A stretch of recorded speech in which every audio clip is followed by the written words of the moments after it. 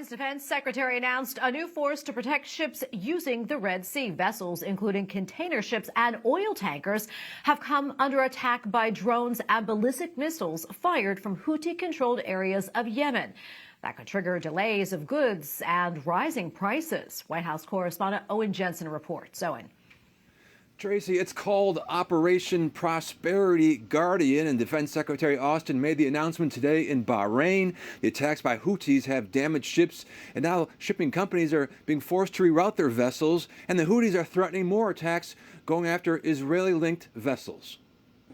Speaking to officers at U.S. Naval Forces Central Command, Secretary of Defense Lloyd Austin says keeping trade flowing is vital to maintaining the rules-based international order. You're here to keep the international sea lanes open and to keep global commerce flowing freely. Secretary Austin called the Houthi attacks on merchant ships totally unacceptable, adding mariners' lives are at risk. This video purporting to show Iran-backed Yemeni rebels seizing a ship, the Galaxy Leader, in the Red Sea because of its alleged links to Israel. All countries have the right to move freely and lawfully in international waters. And back at the White House, how much do you anticipate that could interrupt the global supply chain? I think it's just too soon to know what kind of impact it's actually going to have on the global economy. That's why, quite frankly, because we're trying to get ahead of the problem set here, that's why we're standing up this coalition and trying to flesh it out and be able to counter these threats. Also tonight, earlier today, I tried asking President Biden about the Americans still being held hostage by Hamas in Gaza, but he did not take my question on the South Lawn. Tracy? Well, Owen, I understand you're also tracking a new development with the vice president. Tell us about her announcement.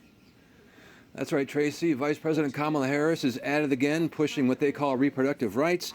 Vice President Kamala Harris revealed she is planning a new pro-abortion tour starting next month. She's already crisscrossed the country pushing for abortion, making stops at several college campuses.